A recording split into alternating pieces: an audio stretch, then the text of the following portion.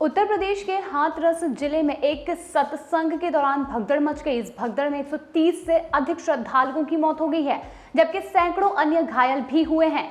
जिस सत्संग में ये भगदड़ मची है उसमें कथावाचक के तौर पर भोले बाबा का नाम सामने आ रहा है। भोले बाबा को नारायण साकार हरि के नाम से भी जाना जाता है। कुछ लोग उन्हें कासगंज के पटियाली वाले बाबा भी कहते हैं। नारायण साकार हरि लोगों को मानव धर्म अपनाने की सलाह देते हैं और उनके अधिकतम काफी ज्यादा अनुयायी पश्चिम उत्तर प्रदेश से हैं। अखिलेश यादव भी नारायण साकार हरि के बड़े भक्त माने जाते हैं। यहाँ उपस्थित सभी मानवों का बहुत बहुत धन्यवाद और आभार प्रकट करता हूँ। साथ ही साथ नारायण साकार हरि की कृपा से साथ ही साथ नारायण साकार हरि की कृपा से जहां कल बिल्कुल दिन नहीं खुला था, आज आपकी कृपा की वजह से बादल छट गए हैं, धुंध हट गई है और हम लोगों को थोड़ी आपके दर्शन से राहत मिल रही है। समय समय पर इस पृथ्वी पर बड़े बड़े महान लोग आए हैं। नारायण साकार हरि उर्फ भोले बाबा का पूर्व में इतिहास क्या है, ये उनके असली नाम की तरह रहस्य ही बना हुआ है, क्योंकि अभी तक ये नहीं पता है कि आखिर उनका असली नाम क्या है।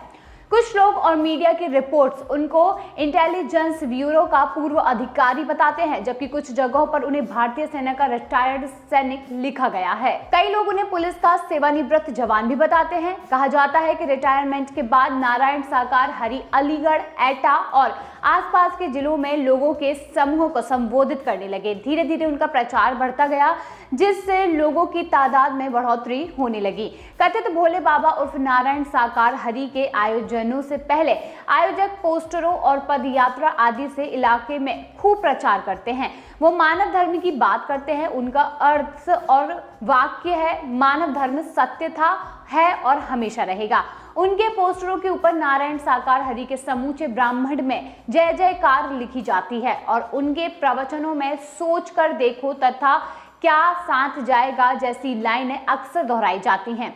उनके अनुयायी आयोजित होने वाले सम्मेलनों को मानव मंगल मिलन सद्भावना समागम कहकर बुलाते हैं।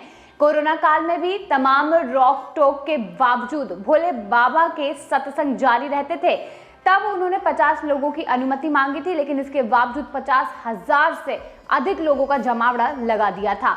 नारायण साकार हरि खुद को सोशल मीडिया से दूर रखते हैं। उनका आधिकारिक अकाउंट अभी तक किसी भी प्लेटफॉर्म पर नहीं देखने को मिला है। उनके अनुयायियों की अच्छी तादाद मूलतः पश्चिम उत्तर प्रदेश में है। हालांकि उनके सम्मेलनों में पूरे उत्तर प्रदेश एक अलावा उत्तराखंड, मध्य प्रदेश, हरियाणा और राजस्थान से भी लोगों के आने का दावा यहां पर किया जाता है। वहीं साकार नारायण हरि का जन्म जाटव परिवार में हुआ था। उनके अनुयायियों में उत्तर प्रदेश के पूर्व मुख्यमंत्री अखिलेश यादव तक हैं। अखिलेश यादव साल 2023 में भोले बाबा के कार्यक्रम में शामिल हुए थे।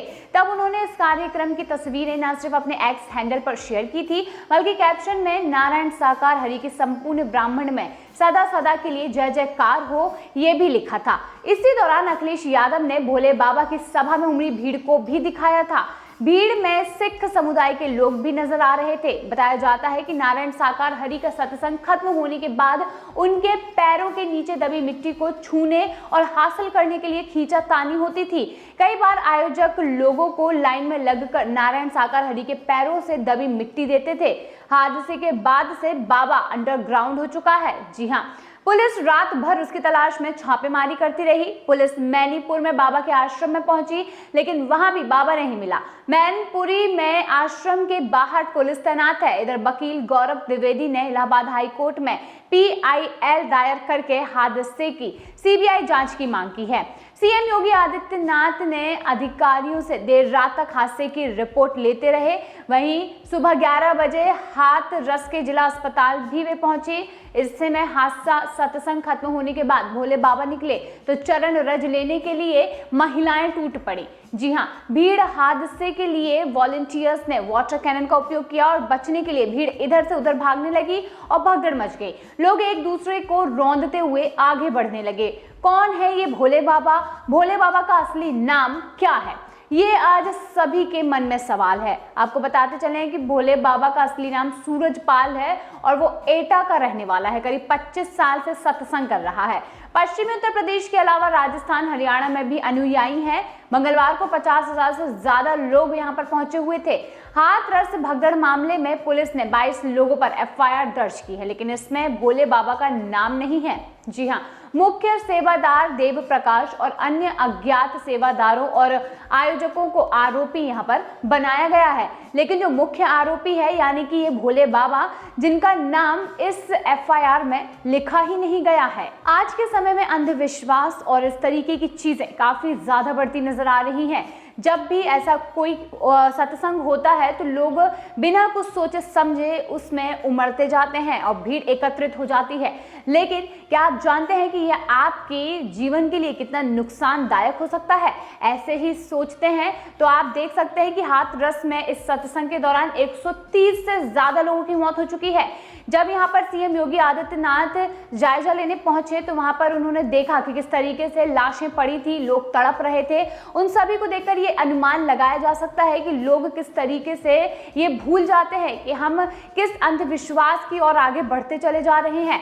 हालांकि ये बाबा कौन है, कहां से है, क्या था, इस पूरे मामले में अभी तक कोई भी जानकारी सामने नहीं आई है और बाबा भी अंडरग्राउंड हो चुके हैं। लेकिन पुलिस लगातार इस बाबा की तलाश में जुटे हुए हैं और बाबा की तलाश के बाद ही ये पूरी बात सामने आ पाएगी। आखिर कौन थे ये बाबा और अभी तक इस बाबा का कोई भी नामो निशान सामने क्यों नहीं आया था? अचानक से इतनी भीड़ बाबा की चरणों की धूल लेने के लिए क्यों उमड़ पड़ी? आखिर क्या ये राज है, क्या ये रहस्य है? ये तब तक सामने नहीं आ सकता जब तक ये बाबा पुलिस के हत्थे नहीं चढ़ जाता।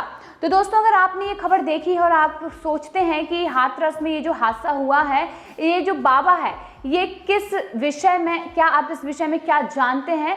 जो भी आपके मन में सवाल उठ रहे हैं कमेंट सेक्शन में आप पूछ सकते हैं।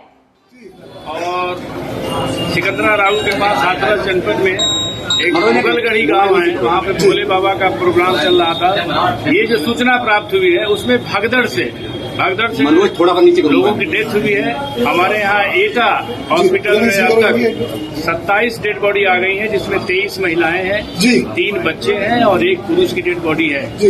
और कुछ लोग घायल भी आए सर?